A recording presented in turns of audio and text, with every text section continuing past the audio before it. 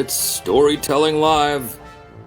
Welcome back for another week of crazy antics and and stories. I lit a candle here tonight. I was going to do this all by candlelight and with the candle in front of my face, and then we would see, the flashlight, shining up. That didn't work because flame and beards, don't quite mix. But guess what I have for you? You're gonna like this. Just a minute.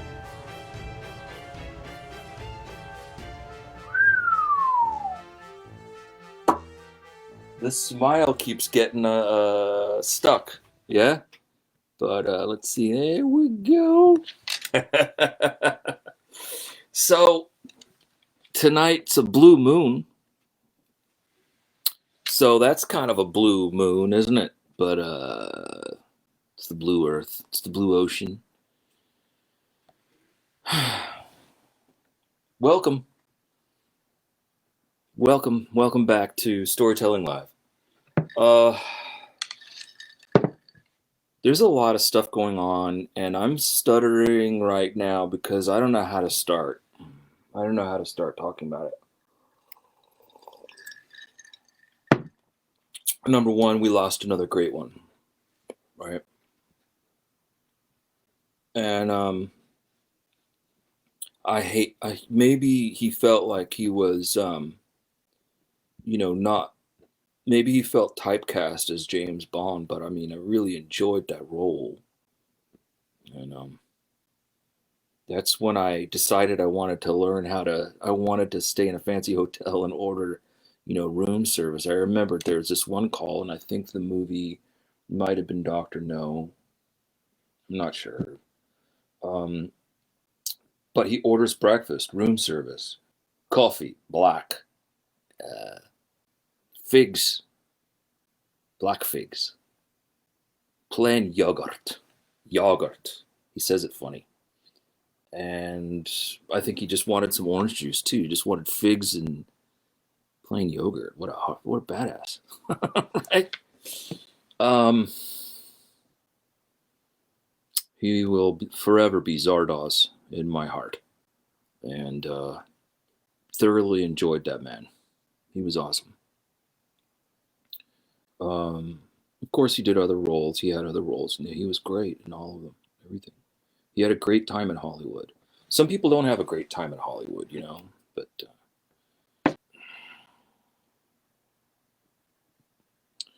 England, Germany, France, Belgium, shut down again, mandatory quarantine.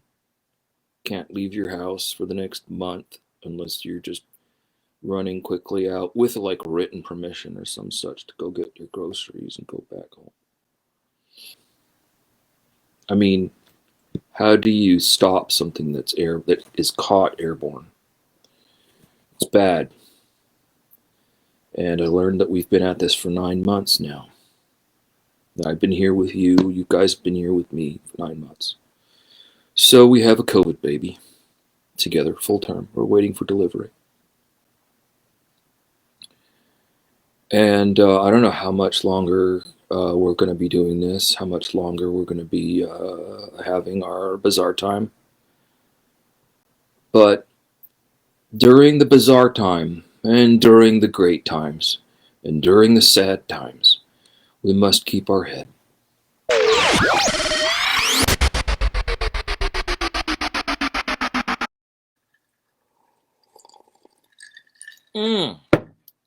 So, number one, creature comforts. As I said in the adverts, I'd like you to get yourself a hot chocolate or some wonderful beverage that you enjoy. I'd like you to perhaps maybe light a candle and roast a little schmello over it, right? Can you do that? I'm sure you can just roast a marshmallow over. Put 4 candles together and just roast yourself some. And then they call it Días de los Muertos. Días, because it's a number of days of when they say the veil is thin. And tonight the veil is thinnest. And if you need to communicate with the people of your past, your ancestors, tonight is the night to do it and to honor them. Washington Irving was born on April 3, 1783, and he died in 1859. So he was an American short story writer, essayist, biographer, historian, diplomat, early 19th century. So 1783 American, right? So we're talking about war because domestic war, because this is what Washington Irving actually witnessed in his life. And I'll tell you a little bit more about his story right now. And I won't divert again for the rest of the night, okay? So the Irving family settled in Manhattan and were part of the city's merchant class. Washington was born on April 3, 1783, the same week that New York City residents learned of the British ceasefire, which ended the American Revolution. Irving's mother named him after, of course, George Washington. Irving met his namesake at the age of 6 when George Washington was living in New York after his inauguration as president in 1789. I actually went to George Washington's residence up in Manhattan, and it's beautiful. It's like a time warp. You go there and you can really, they say Washington slept here. He really did, and it looks, in their houses, they look big and ornate, but at the same time, they look small and compact. And people were smaller then. I'm sure Washington was only about 4 foot tall. He must have only been about 4 foot tall. I'm just joking. What do I know? I don't know. Well, George Washington was living in New York after his inauguration as president in 1789. The president blessed young Irving, an encounter that Irving had commemorated in a small watercolor painting which continues to hang in his home. And the Irvings lived at 131 William Street at the time of Washington's birth, but they later moved across the street to 128 William Street. Several of Irving's brothers became active New York merchants. They encouraged his literary aspirations, often supporting him financially as he pursued his writing career. Irving was an uninterested student who preferred adventure stories and drama, and he regularly snuck out of class in the evening to attend the theater. And let me see, there was an outbreak of yellow fever in 1798, and he had to go upriver, which means up into upstate, New York. So he was in Tarrytown, and he became familiar with the nearby town of Sleepy Hollow at that time when he was about 14, 15, with its Dutch customs and the wonderful ghost stories that they had in Tarrytown and Sleepy Hollow. So he made several other trips up the Hudson as a teenager, including an extended visit to Johnstown, New York, where he passed through the Catskill Mountains, which is the setting for Rip Van Winkle. And of all the scenery of the Hudson, Irving wrote, "The Catskill Mountains had the most witching effect on my boyish imagination." Irving initially opposed the War of 1812, like many other merchants, but the British attack on Washington, D.C. in 1814 convinced him to enlist. He served on the staff of Daniel Tompkins, governor of New York and commander of the New York State Militia, but he saw no real action apart from a reconnaissance mission in the Great Lakes region. The war was disastrous for many American merchants, including Irving's family. And so he left for England in 1815 to salvage the family trading company. So trading company, if you're into trading company, that's a little,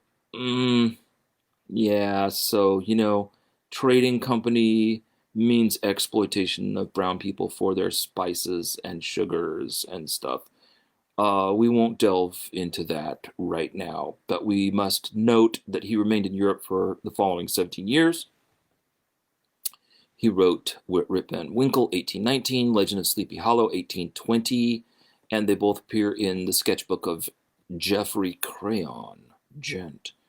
So That's not just a little bit like Tristan.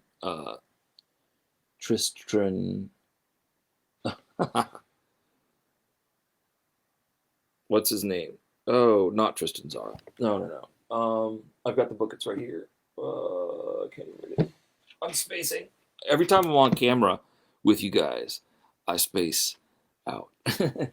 I'm not really thinking. I'm trying. I'm just basically. I'm like half asleep right now. 2 seconds.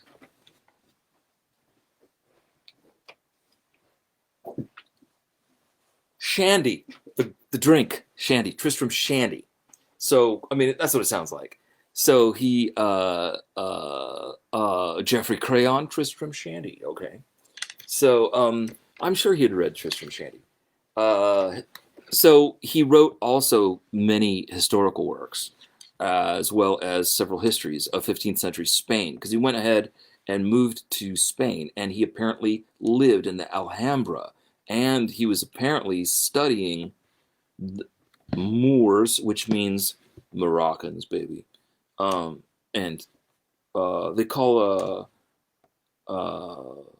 they call the Morocco, Tunisia.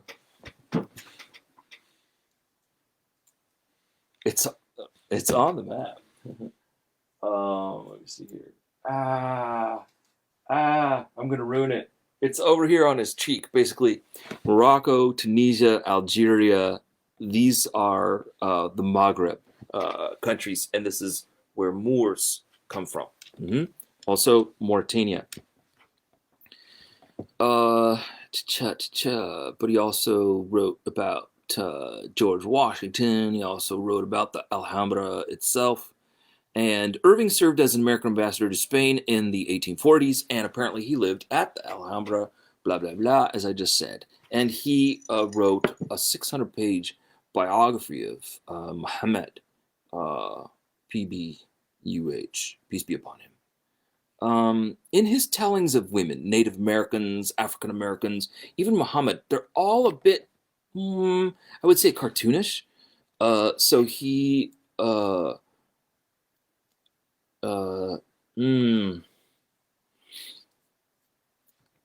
don't know how to say it.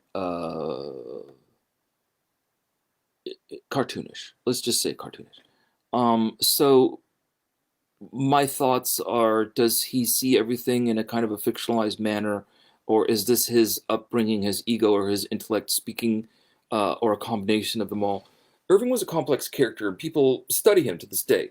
So I'm going to read a bit of a passage from the Washington Irving Society, and perhaps this might be a rationalization of his characterization of humans, or it might be, well, we'll just see how it comes out. So this is written by Tracy Hoffman, published September 25th, 2018. Quite recent. I picked one, an article that was recent by a person named man or woman, not sure, Tracy Hoffman. In 1832, after being abroad for 17 years, Irving embarked on a buffalo hunting trip through Oklahoma Territory. He kept a journal during the adventure, and even though he claimed a book was not his intent, he nevertheless published A Tour on the Prairies, 1835, based on the journey. He died in 1859. Okay, so that's 20 years before his death. Okay, so he kept a journal during the adventure. Some scholars have dismissed Irving as a racist simply based on his stereotypical handling of an African American servant in the legend of Sleepy Hollow, which we're going to hear tonight. And when you consider the others in Sleepy Hollow, the others, right? It's how it's written. The word others is quite operative here.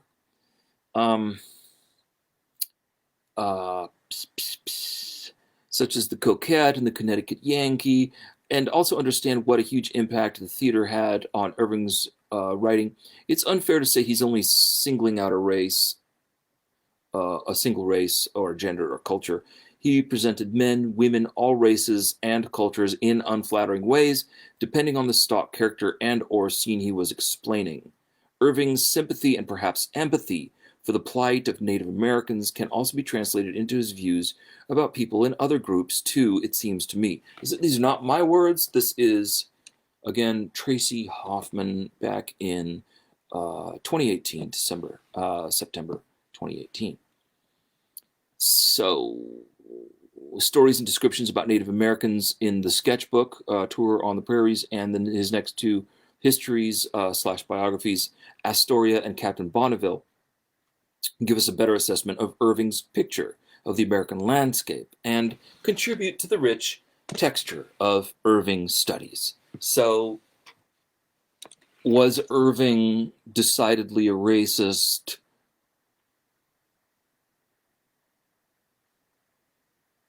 I will not tell you. I will simply place a little flag there. But when we read historical texts, we should include this information as we are learning. That's about it.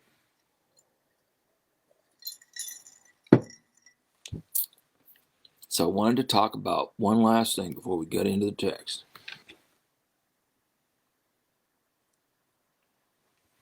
The headless horseman is described as a Hessian.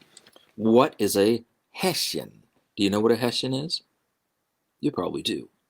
But for those who don't, I'm going to say that the Hessians were German soldiers who were hired by the British Army in Europe to help them put down America's revolt. Their significance was that they made up a huge part of the British Army. William Howe had an army of 32,000 men, and 30,000 Hessians served in America for the British. According to the historian David Hackett Fisher, about 23% of the Hessians who survived the war remained in America. Other estimates go as high as 40%. A significant portion returned to America after the war with their families.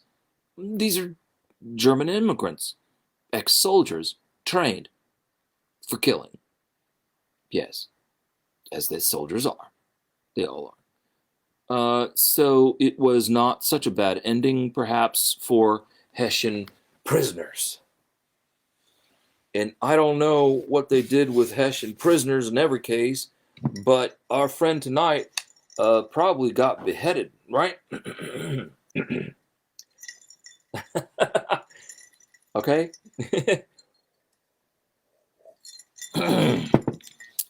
In the bosom of one of those spacious coves, which indent the eastern shore of the Hudson, at that broad expansion of the river denominated by the ancient Dutch navigators of Tappan Zee, and where they always prudently shortened sail and implored the protection of St. Nicholas, there lies a small market town which is generally known by the name of Tarrytown.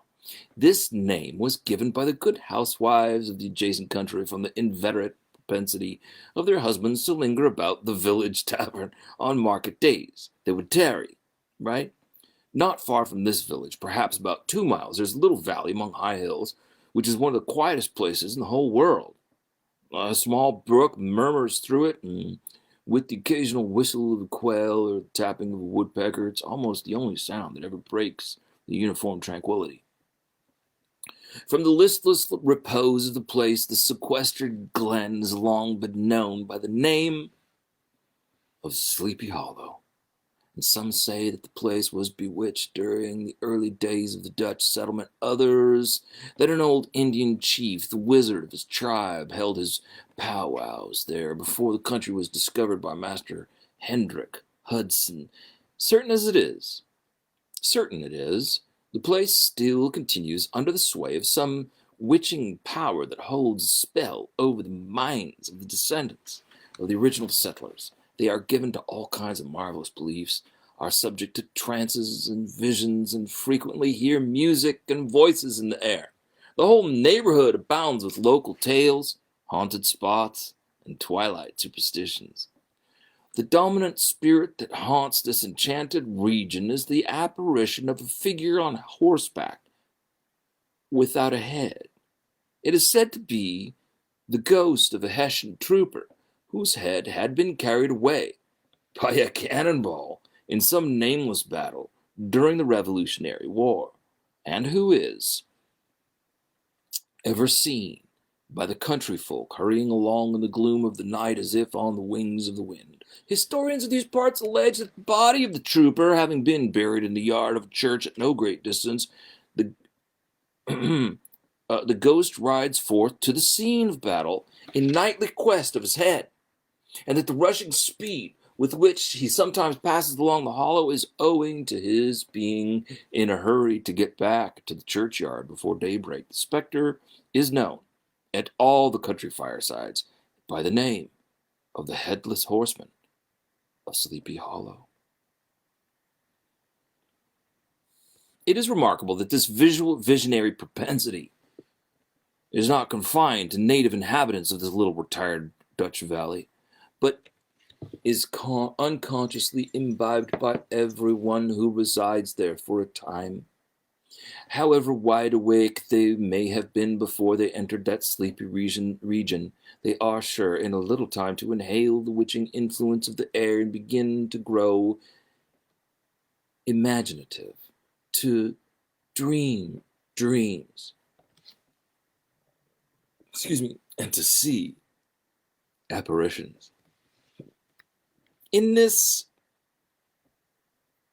byplace of nature there abode, some 30 years since, a worthy wight of the name of Ichabod Crane, a native of Connecticut who tarried in Sleepy Hollow for the purpose of instructing the children of the vicinity. He was tall and exceedingly lank, with narrow shoulders, long arms, and legs to hands that dangled a mile out of his sleeves, and feet that might have served for shovels. His head was small and flat at top, with huge ears, large green glassy eyes, and a long snipe nose, so that it looked like a weathercock perched upon his spindle neck to tell which way the wind blew. To see him striding along on a windy day with his clothes bagging and fluttering about him, one might have mistaken him for some scarecrow eloped from a cornfield. His schoolhouse was a low building of one large room, rudely constructed of logs. It stood a rather lonely but pleasant situation just at the foot of a woody hill, with a brook running close by, and a formidable birch tree growing at one end of it. From hence the low murmur of his pupils' voices conning over their lessons might be heard on a drowsy summer's day, interrupted now and then by the voice of the master in a tone of menace or command, or by the appalling sound of the birch as he urged some wrong-headed Dutch urchin along the flowery path of knowledge. All this he called doing his duty, and he never inflicted a chastisement without following it by the assurance, so consolatory to the smarting urchin, that he would remember it and thank him for it the longest day he had to live. When school hours were over, Ichabod was even the companion and playmate of the larger boys, and on holiday afternoons would convoy some of the smaller ones home who happened to have pretty sisters or good housewives who were mothers noted for the comforts of the cupboard. Indeed, it behooved him to keep on good terms with his pupils. The revenue arising from his school would have been scarcely sufficient to furnish him with daily bread, for he was a huge feeder, and though lank, had the dilating powers of an anaconda. To help out his maintenance, he was, according to custom in those parts, boarded and lodged at the homes of his pupils a week at a time, thus going the rounds of the neighborhood with all his worldly effects tied up in a cotton handkerchief. That this might not be too onerous for his rustic patrons, he assisted the farmers occasionally by helping to make hay, mending the fences, and driving the cows from pasture. He laid aside, too, all the dominant dignity with which he lorded it in the school, and became wonderfully gentle and ingratiating. He found favor in the eyes of the mothers by petting the children, particularly the youngest, and he would sit with the child on one knee and rock a cradle with his foot for whole hours together. In addition to his other vocations, he was the singing master of the neighborhood, and picked up many bright shillings by instructing the young folks in psalmody. Thus, by divers little makeshifts, the worthy pedagogue got on tolerably enough, and was thought by all who understood nothing of the labor of headwork to have a wonderfully easy life of it. It's just constricting, yeah. So, the schoolmaster is generally a man of some importance in the female circle of a rural neighborhood, being considered a kind of idle, gentleman-like personage of vastly superior taste and accomplishments to the rough country swains. How he would figure among the country damsels in the churchyard between services on Sundays, gathering grapes for them from the old vines that overran the surrounding trees, reciting for their amusement all the epitaphs on the tombstones, while the more bashful pumpkins hung sheepishly back, envying his superior elegance and address. He was, moreover, esteemed by the women as a man of great erudition, for he had read several books quite through, and was perfect master of Cotton Mather's History of New England Witchcraft. His appetite for the marvelous was extraordinary. It was often his delight, after his school was dismissed, to stretch himself on the clover, bordering the little brook, and there con over Mather's Cotton Mather, direful tales and the gathering dusk. Then, as he wended his way to the farmhouse where he happened to be quartered, every sound of nature, the boding cry of the tree-toad, the dreary hooting of the screech owl, fluttered his excited imagination.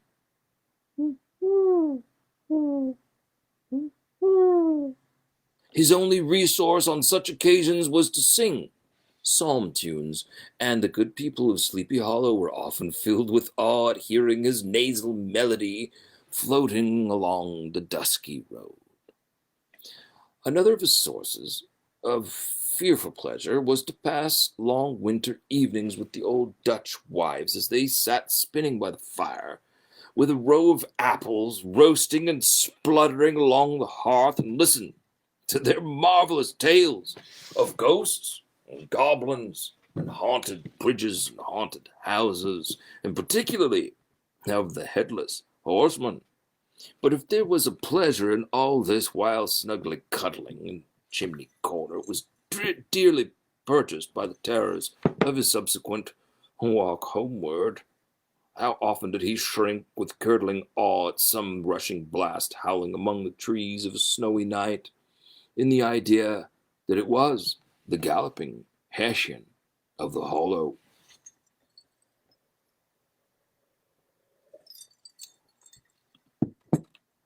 Cotton Mather. Wasn't he wonderful? We love him, don't we? Maybe I should keep my coat on. I don't know. I might put it on later. I'm not sure. Am I hot? Am I cold? It was so hot today, actually, in town. Okay. So, yeah, Cotton Mather, right? We all know him. And so Ichabod Crane is reading this on the clover, on a bed of clover outside the schoolhouse after school's out. And he's reading the writings of Cotton Mather. Mather. I'm not sure. That it was the galloping Hessian of the hollow. All these, however, were mere phantoms of the dark, right? It's just happening in your goddamn mind, bro. Daylight put men to all these evils. He would have passed a pleasant life of it if his path had not been crossed by a being that causes more perplexity to mortal man than ghosts, goblins, and the whole race of witches put together. And that was a woman. Okay, I would never say that, but Washington Irving just did. Okay, so he said this in what was it, 1820?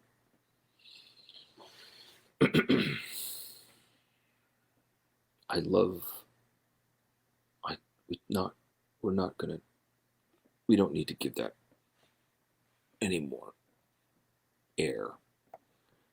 Okay, so among the musical disciples who assembled one evening in each week to receive his instruction in psalmody, which is Psalmody.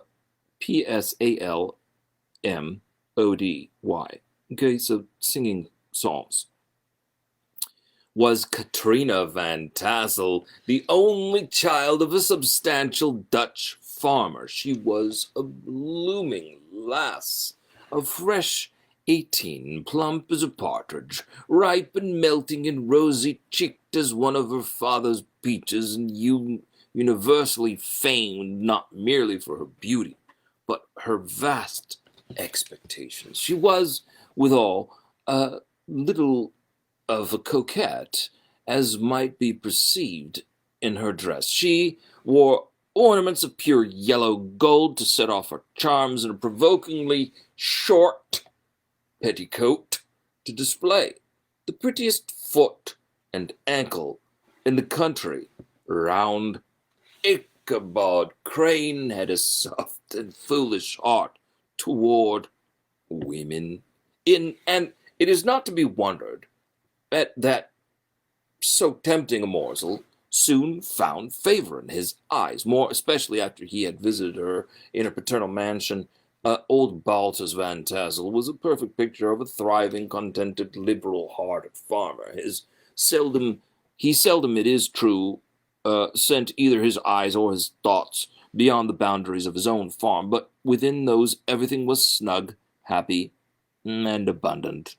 The Van Tassel stronghold was situated on the banks of the Hudson, in one of those green, sheltered, fertile nooks in which the Dutch farmers are so fond of nestling. A great elm tree spread its broad branches over it, at the foot of which bubbled up a spring of the softest and sweetest water.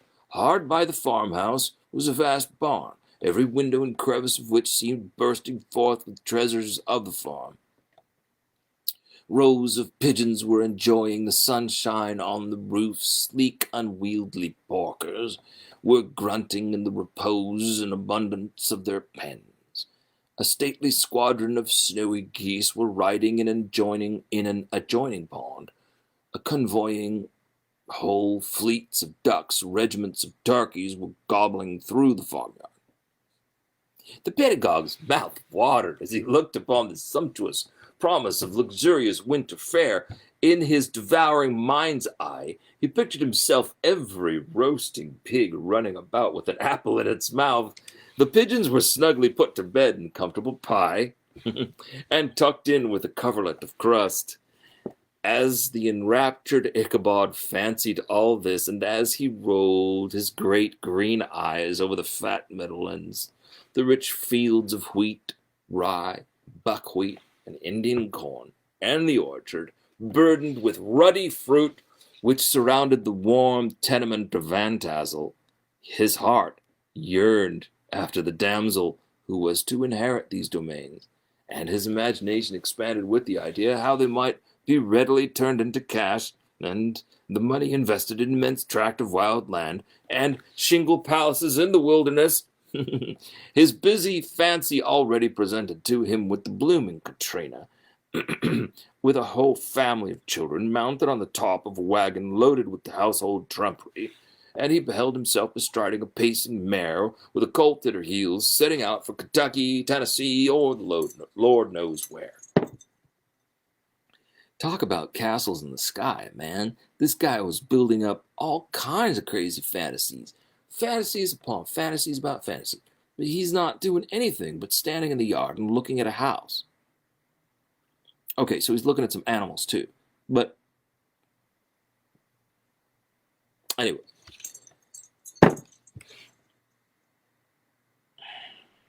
Fantasies can drive you nuts.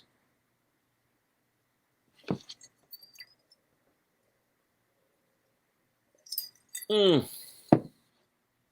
he entered the house, the conquest of his heart was complete.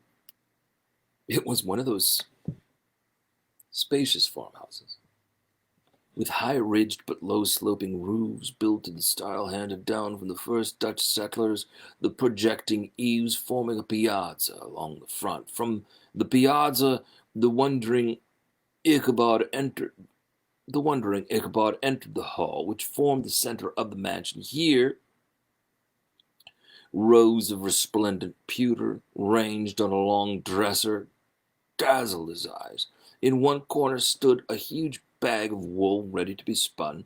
Ears of Indian corn and strings of dried apples and peaches hung in gay festoons along the walls, and a door left ajar gave him a peep into the best parlor, where the claw-footed chairs and dark mahogany tables shone like mirrors. Mock oranges and conch shells decorated the mantelpiece. Strings of various colored birds' eggs were suspended above it, and a corner cupboard, knowingly left open, displayed immense treasures of old silver and well-mended china.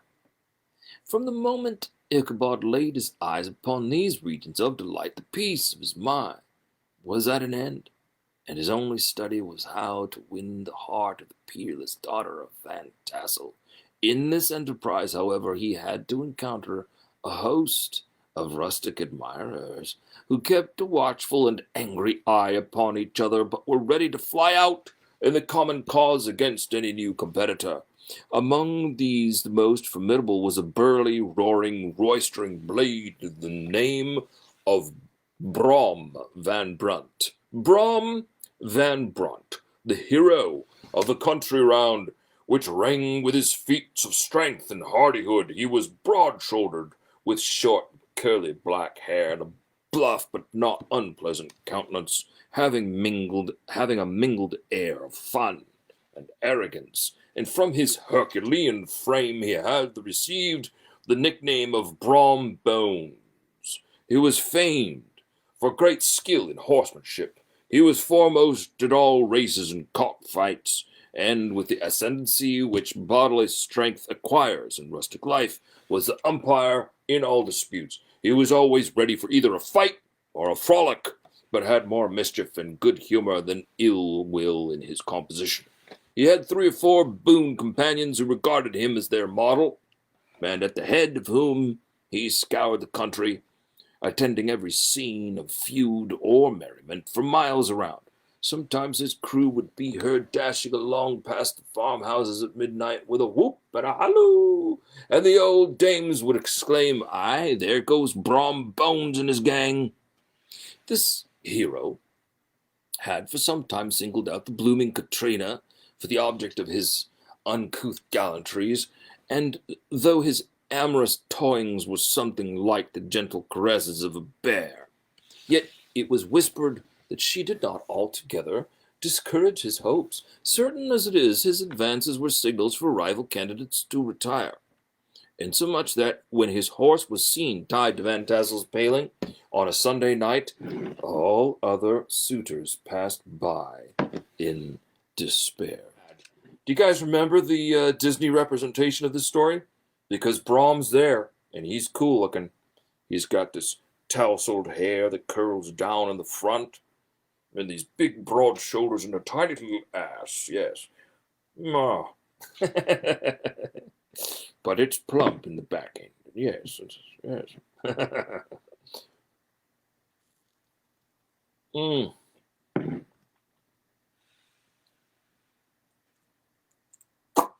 The smile, the same corner. I mean, I put like 20 curls of tape, and it refuses to stay stuck. I put so much tape right there. I keep replacing it too. Oh, you think it needs just a fresh piece of tape? No, it does not. I keep putting new tape on it, and it keeps like, come on, baby. Anyway.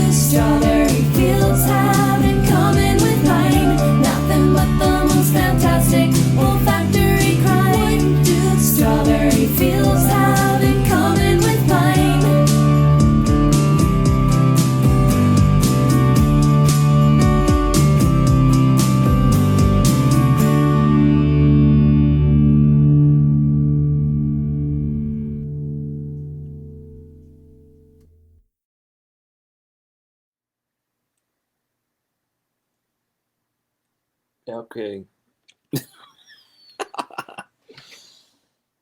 Ah. But it looks cool, doesn't it? Looks cool. Okay.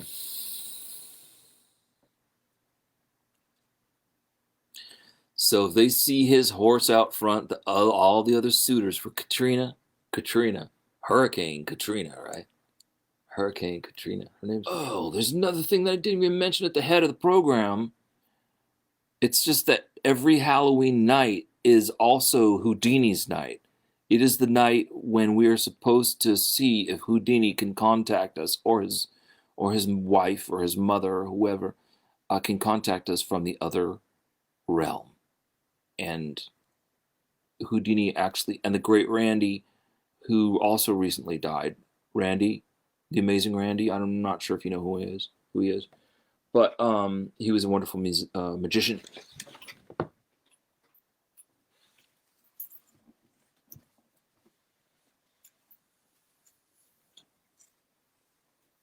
I've had this book since I was about 8, and can you see that? It was written by the amazing Randy. Houdini. This is Halloween is Houdini's night, and that's when he's supposed to communicate with us from the beyond. Great, great, great. So, if this dude's horse was tied in front of Katrina's house, then the other suitors passed by in despair. And such was the formidable rival with whom Ichabod Crane had to contend. Considering all things, a stouter man than he would have shrunk from the competition. Ichabod had, however, a happy mixture of pliability and perseverance in his nature. He was in form and spirit like a supplejack. Though he bent, he never broke. To have taken the field openly against his rival would have been madness. Ichabod therefore made his advances in a quiet and gently insinuating manner. Under cover of his character of singing master, he made frequent visits at the farmhouse, carrying on his suit with the daughter by the side of the spring under the great elm, while Balt Van Tassel sat smoking his evening pipe at one end of the piazza, and his wife plied her spinning wheel at the other. I profess not to know how women's hearts are wooed and won. To me they have always been matters of riddle and admiration. But certain it is that from the moment Ichabod Crane made his advances, the interests of Brom Bones declined. His horse was no longer seen tied at the pairings on Sunday nights, and a deadly feud gradually arose between him and the schoolmaster of Sleepy Hollow. Brom would fain have carried matters to open warfare, and Ichabod had overheard a boast by Bones that he would double the schoolmaster up and lay him on a shelf of his own schoolhouse. But Ichabod was too wary to give him an opportunity. Brom had no alternative but to play off boorish practical jokes upon his rival. Bones and his gang of rough riders smoked out Ichabod's singing school by stopping up the chimney, broke into the schoolhouse at night, and turned everything topsy-turvy. But what was still more annoying, Brom took opportunities of turning him to ridicule in presence of his mistress, and had a scoundrel dog whom he taught to whine in the most ludicrous manner, and introduced as a rival of Ichabod's to instruct Katrina in psalmody. In this way, matters went on for some time. On a fine autumnal afternoon, Ichabod, in pensive mood, sat enthroned on the lofty stool whence he usually watched all concerns of his little schoolroom. His scholars were all busily intent upon their books, or slyly whispering behind them, with one eye kept upon the master, and a kind of buzzing stillness reigned. It was suddenly interrupted by the appearance of a black man mounted on the back of a ragged colt, and he came clattering up the school door with an invitation to Ichabod to attend a merrymaking to be held that evening at Mr. Mynheer Van Tassel's.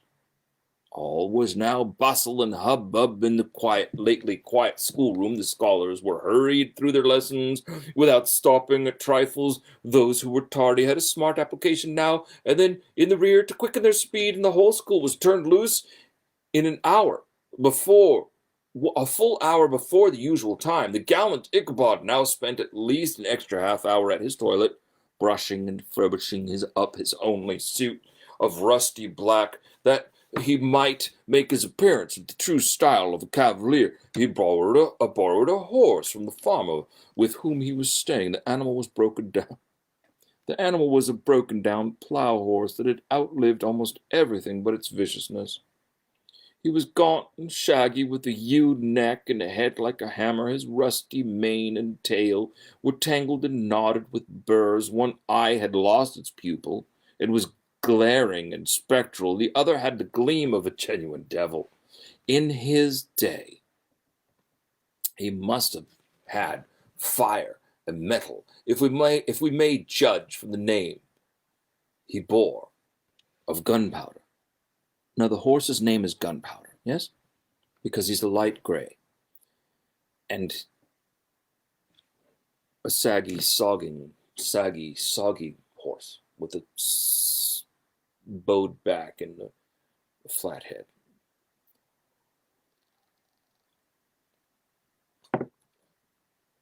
Ichabod was a suitable figure for such a steed. He rode with short stirrups, which brought his knees nearly up to the pommel of the saddle. His sharp elbows stuck out like a grasshopper's. He carried his whip perpendicularly in his hand like a scepter, and his horse jogged on the motion of his arms, not unlike the flapping of a pair of wings. So he's something like, with his knees up here. That's how he rides the horse. A small wool hat rested nearly on the top of his nose, and the skirts of his black coat fluttered out almost to the horse's tail. Around him, nature wore that rich and golden livery which we always associate with the idea of abundance. Autumn abundance. As he jogged slowly on his way, his eye ranged with delight over the treasures of jolly autumn. On all sides he beheld vast stores of apples gathered into baskets and barrels for the market, others heaped up in rich piles for the cider press.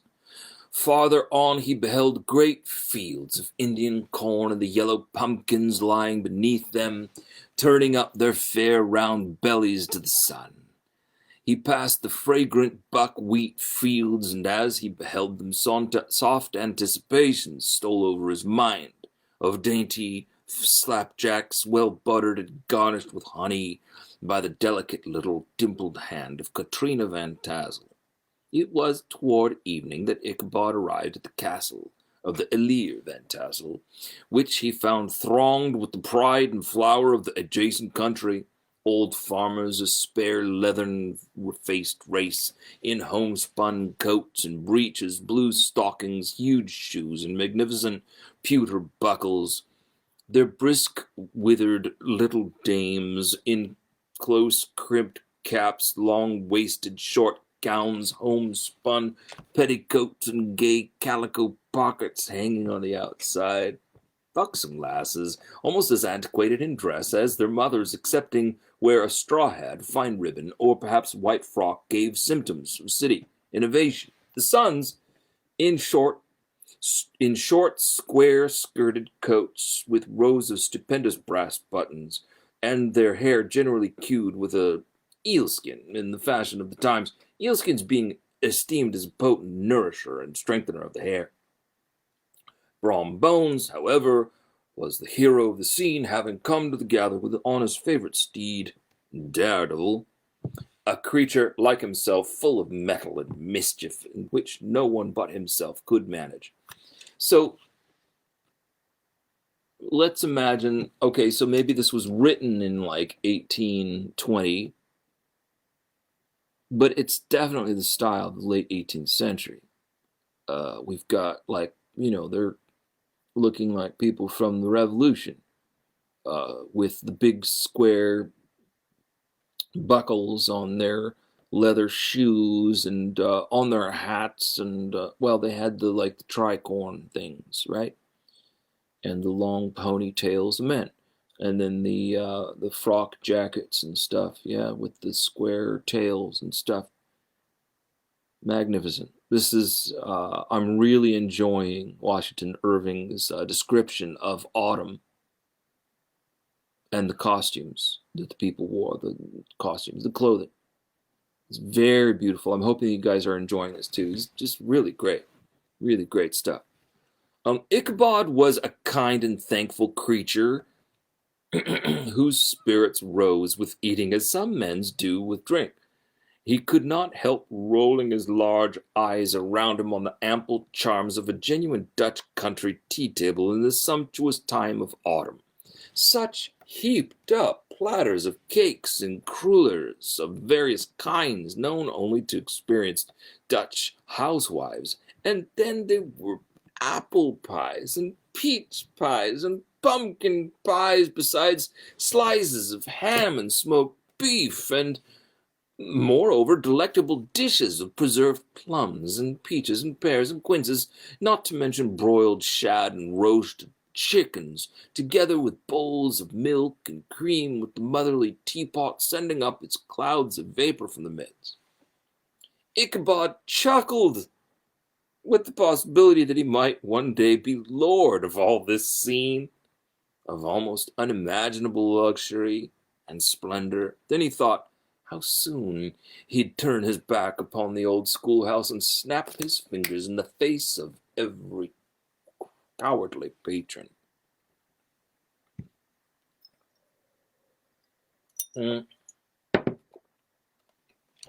Instant on the fly word choice change. If you read the original text, you will find the N word. I'm not going to include it on this broadcast. And now the sound of the music from the hall summoned to the dance. The musician was an old gray-headed black man who had been the itinerant orchestra of the neighborhood for more than half a century. His instrument was as old and battered as himself. He accompanied every movement of the bow with a motion of the head, bowing almost to the ground and stamping with his foot whenever a fresh couple would start. Ichabod prided himself upon his dancing as much as upon his vocal powers. Not a limb, not a fiber about him was idle, as his loosely hung frame in full motion went clattering about the room. How could the flogger of urchins be otherwise than animated and joyous? The lady of his heart was his partner in the dance, and smiling graciously in reply to all his amorous oglings, while Brom Bones, sorely smitten with love and jealousy, sat brooding by himself in one corner. When the dance was at an end, Ichabod was attracted to a knot of the sager folks who, with old Van Tassel, sat smoking at one end of the piazza, gossiping over former times and drawing out long stories about ghosts and apparitions, mourning cries and wailings, seen and heard in the neighborhood. Some mention was made of the woman in white who haunted the dark glen at Raven Rock, and was often heard to shriek on winter nights before a storm, having perished there in the snow. The chief part of the stories, however, turned upon the favorite spectre of Sleepy Hollow, the headless horseman, who had been heard several times of late near the bridge that crossed the brook in the woody dell next to the church, and it was said tethered to his horse nightly among the graves in the churchyard. The tale was told of Old Brower, a most heretical disbeliever in ghosts, how he met the horseman, returning from his foray into Sleeping Hollow, and was obliged to get up behind him. How they galloped over a hill and swamp until they reached the church bridge. There, the horseman suddenly turned into a skeleton, threw old Brower into the brook, and sprang away over the treetops with a clap of thunder. The story was matched by Brom Bones, who made light of the galloping Hessian as an Arab jockey. He affirmed that on returning one night from a neighboring village he had been overtaken by this midnight trooper, that he had offered to race him for a bowl of punch, and should have won it too. But just as they came to the church bridge, the Hessian bolted and vanished in a flash of fire. The revel now gradually broke up. The old farmers gathered together their families in their wagons and were heard for some time rattling along over the distant hills, some of the damsels mounted behind their favorite swains, and their light-hearted laughter, mingling with the clatter of hoofs, echoed along the silent woodlands. Ichabod only lingered behind, according to the custom of country lovers, to have a tete-a-tete with the heiress, fully convinced that he was now on the high road to success. Something, however, I fear me, must have gone wrong, for he sallied forth, after no very great interval, with an air quite desolate and chopfallen. Oh, these women, these women! Was Katrina's encouragement of the poor pedagogue a mere trick to secure her conquest of his rival? Let it suffice to say. So, was Katrina's encouragement of the poor pedagogue all a mere trick to secure her conquest of his rival? Let it suffice to say Ichabod stole forth with the air of one who had been sacking a hen roost, rather than a fair lady's heart. Without looking to the right or left, he went straight to the stable, and with several hearty cuffs and kicks roused his steed most uncourteously. It was the very witching time of night that Ichabod, heavy-hearted and crestfallen, pursued his travel homeward. Far below, the Tappan Zee spread its dusky waters. In the dead hush of midnight, he could hear the faint barking of a watchdog from the opposite shore. The night grew darker and darker. The stars seemed to sink deeper in the sky, and driving clouds occasionally hid them from his sight. He had never felt so lonely and dismal. All the stories of ghosts and goblins that he had ever heard now came crowding upon his recollection. He would, moreover, soon be approaching the very place where many of the scenes of the ghost stories had been laid. And just ahead, where a small brook crossed the road, a few rough logs lying side by side served for a bridge. A group of oaks and chestnuts matted thick with wild grapevines threw a cavernous gloom over Ichabod, gave Gunpowder half a score of kicks in his starveling ribs, and attempted to dash briskly across the bridge. But instead of starting forward, the perverse old animal only plunged to the opposite side of the road into a thicket of brambles. He came to a stand just by the bridge, with a suddenness that nearly sent his rider sprawling over his head. Just at this moment, in the dark shadow, on the margin of the brook, Ichabod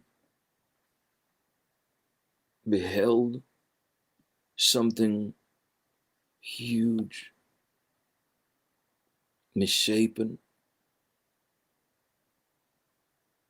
black, and towering. It stirred not but seemed gathered up in the gloom like some gigantic monster ready to spring upon the traveler. The hair of the affrighted schoolteacher rose upon his head, but, summoning up a show of courage, demanded in stammering accents,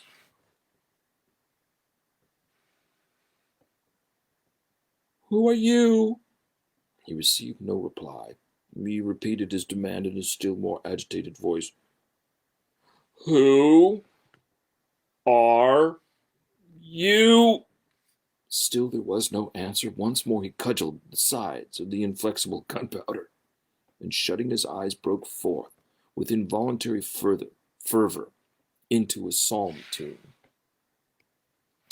Just then the shadowy object of alarm put itself in motion, and with the scramble and a bound stood at once in the middle of the road.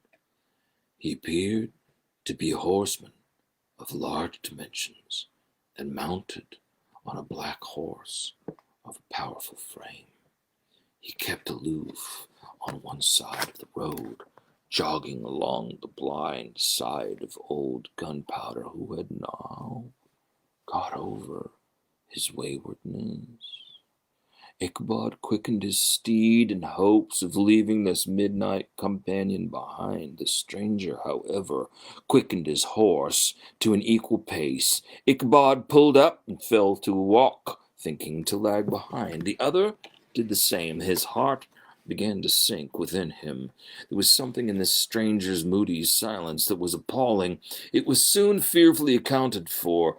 On mounting a rising ground, which brought the figure of his fellow traveler in relief against the sky, gigantic in height and muffled in a cloak, Ichabod was horror-struck on perceiving that he was headless.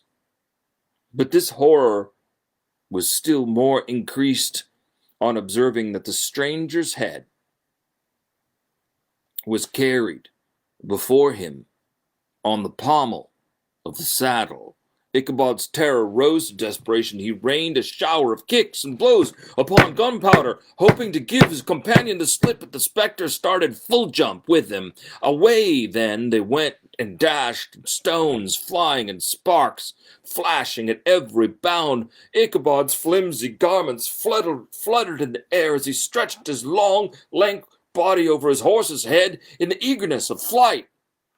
And they had now reached that stretch of road which descends into Sleepy Hollow, shaded by trees for about a quarter of a mile, where it crosses the famous church bridge just before the green knoll on which stands the church. Gunpowder, who seemed possessed with a demon, plunged headlong downhill. As yet, his panic had given his unskillful rider an apparent advantage on the chase, but just as soon as he got halfway through the hollow, the girths of the saddle gave way, and Ichabod felt it slipping from under him. He had just enough time to save himself by clasping old Gunpowder around the neck when the saddle fell to the earth. He had much ado to maintain his seat, sometimes slipping on one side, sometimes on the other, and sometimes jolted on the high ridge of the horse's backbone with a violence that he feared would cleave him asunder. An opening in the trees now cheered him with the hopes that the church bridge was at hand. He saw the whitewashed walls of the church dimly glaring under the trees beyond. He recollected the place where Brom Bones' ghostly competitor had disappeared. "If I can but reach that bridge," thought Ichabod, "I am safe." Just then he heard the black steed panting and blowing close behind him. He even fancied that he felt its hot breath. Another convulsive kick in the ribs, and old Gunpowder sprang upon the bridge and thundered over the resounding planks. He gained the opposite side, and now Ichabod cast a look behind to see if his pursuer could vanish according to rule in a flash of fire and brimstone. Just then he saw the goblin rising in his stirrups in the very act of hurling his head at him. Ichabod endeavored to dodge the horrible missile, but too late. It encountered his cranium with a tremendous crash. He was tumbled headlong into the dust, and Gunpowder, the black steed, and the goblin rider passed by like a whirlwind. The next morning,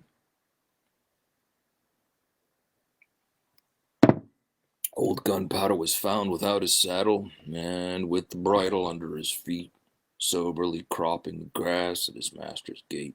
Ichabod did not make his appearance at breakfast. Dinner hour came, but no Ichabod. The boys assembled at the schoolhouse and strolled idly about the banks of the brook, but no schoolmaster. An inquiry was set on foot, and after diligent investigation, they came upon the saddle trampled in the dirt. The tracks of horses' hoofs, deeply dented in the road, were traced to the bridge, beyond which, on the bank of a broad part of the brook, was found the hat of the unfortunate Ichabod, and close beside it, the shattered pumpkin. The brook was searched, but the body of the schoolmaster was not to be discovered. The mysterious event caused much speculation at the church on the following Sunday.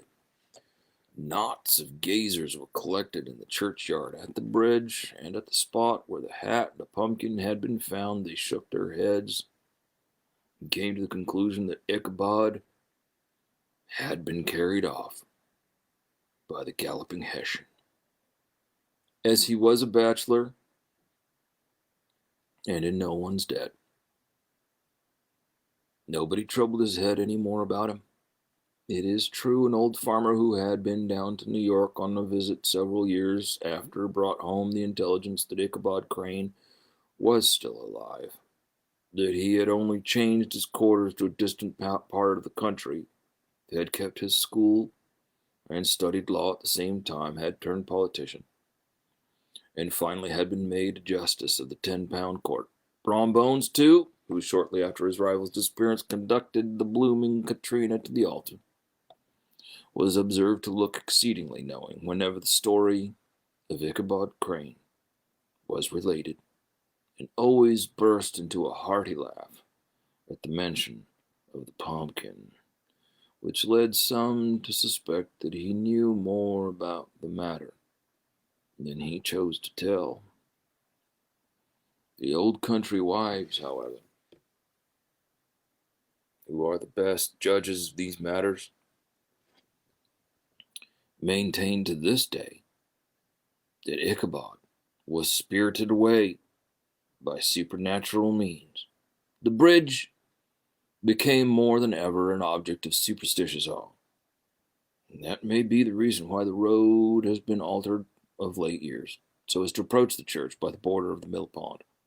The schoolhouse, being deserted, soon fell to decay, and was reported to be haunted by the ghost of the unfortunate teacher and the plowboy loitering homeward of a still summer evening, has often fancied Ichabod's voice at a distance, chanting a melancholy psalm among the tranquil solitudes of Sleepy Hollow.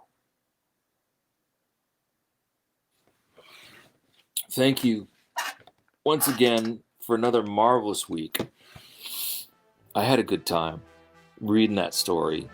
There's nothing wrong with Washington Irving's writing. I mean, well, there's plenty wrong with it, right? But I really loved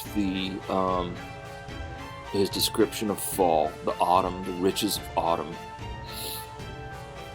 The peaches and the plums and the quinces and those, the roasted birds and meats and all that stuff. That's awesome. That's pretty awesome. New York was very much colonized by the Dutch, and of course New York City was New Amsterdam. Good night, all you people. Thank you so much.